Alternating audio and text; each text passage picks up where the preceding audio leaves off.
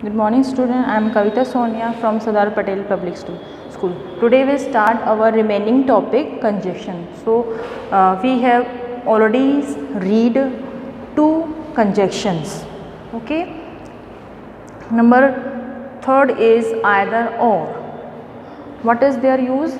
These are used for option between two things. यानी either or को हम two options के बीच में use करेंगे. जैसे कि अगर आपका एक सब्जेक्ट और दूसरा सब्जेक्ट अलग है और बीच में जो आपकी वर्ब है और ऑब्जेक्ट है वो सेम है, तो आप फर्स्ट सब्जेक्ट से पहले और उसके बाद में आप आइदर और का लगा सकते हैं. जैसे फॉर एग्जांपल है John was sleeping on the bench, this is the first sentence. Second sentence is Ram was sleeping on the bench. तो was sleeping on the bench is common, this is predicate.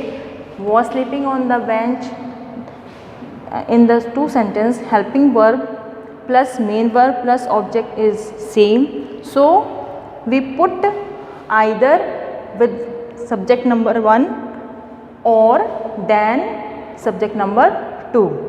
पहले John और जो राम है आपका ये subject 2 है और ये सब्जेक्ट 1 है, but they are different in the sentence, but actually there are two sentences. okay, तो आप क्या करेंगे, जो पहला सब्जेक्ट है आप उसके आगे आप आइदर लगा देंगे.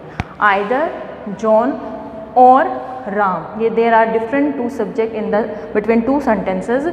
तो आप इसमें आइदर जॉन और राम लिख के जो आपको was sleeping on the bench, helping verb plus main verb और ऑब्जेक्ट, उसको आप एक कॉमन कर देंगे. तो आइदर जॉन और Ram was sleeping on the bench. इस तरह से आप आइदर और का करेंगे.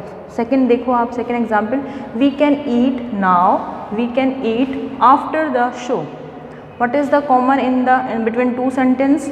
We can eat, we can eat now after the show, ये डिफरेंट है. तो आप क्या करेंगे, जो आपका कॉमन है उसको लिख लेंगे. किसको? वी कैन को लिख लेंगे और फिर आइदर लगा देंगे, उसके बाद ईट नाउ और आफ्टर द शो. तो इस तरह से आइदर और का क्या है कि हम दो डिफरेंट ऑब्जेक्ट्स होते हैं उनके आगे पीछे हम इसको यूज़ करके लगा सकते हो. तो ये आइदर और का यूज़ है. नेक्स्ट है सो दैट या इन ऑर्डर दैट. आप सो दैट भी आए तो भी इसका मतलब यही है, इन ऑर्डर दैट का मतलब भी ये है. जैसे फॉर एग्जांपल है finish this glass of milk, you can take another. ये there are two sentence. Finish the glass of milk, यानी ग्लास ऑफ मिल्क आपको फिनिश करना है, यू कैन टेक अनदर, फिर आपको दूसरा मिल सकता है. तो आप क्या करेंगे, इसको आप बीच में ऐड कर देंगे सो दैट को या इन ऑर्डर दैट को. I finish this glass of milk so that you can take another.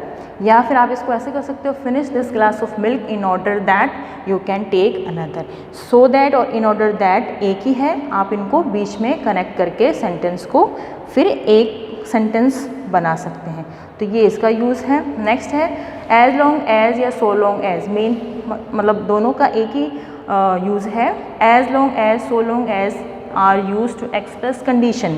So long as और एज लॉन्ग एज को हम सेंटेंस में कंडीशन को एक्सप्रेस करने के लिए यूज़ करेंगे. यानी सेंटेंस में अगर कंडीशन दे रखी कि अगर ऐसा होगा तो ये होगा, तो हम सो लॉन्ग एज और एज लॉन्ग एज को यूज़ करेंगे. For example you are safe, you stay here. ये सेंटेंस है और आजकल आप ये आपका कोरोना टाइम चल रहा है तो आपका स्लोगन आ रहा है you are safe, you stay at home. वैसे हमारा सेंटेंस है you are safe, you stay here. तो आप इसको कैसे लिखेंगे, आगे भी लगा सकते हैं इसको हम दोनों सेंटेंस के आगे.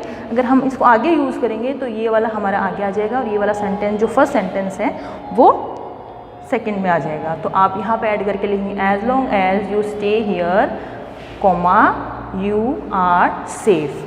अगर आप बीच में इसको लगाएंगे तो आप ऐसे लिखेंगे you are safe as long as you stay here. बीच में अगर आप इसको कनेक्ट करते हो तो एज इट इज सेंटेंस लिखेंगे, लेकिन अगर आप आगे लगाते हो तो सेकेंड नंबर का जो सेंटेंस होगा वो आपका आगे आ जाएगा. वैसे ये है you will have to work, you are in the class. अगर आप इसको बीच में लगाते हो तो you will have to work, इसमें कंडीशन दी है कि you will have to work, यानी तुम्हें काम करना होगा. So long as you are in the class, अगर आप क्लास में हो तो. अगर आप क्लास में प्रेजेंट हो तो आपको वर्क करना होगा. वैसे ये है कि आप घर में रहते हो तो आप, अगर आप सेफ़ हो तो आप यहाँ पे रुक सकते हैं। These are the 3 conjunction we have studied on today. So to be continued tomorrow. If you have any problem, comment on this number. Thank you.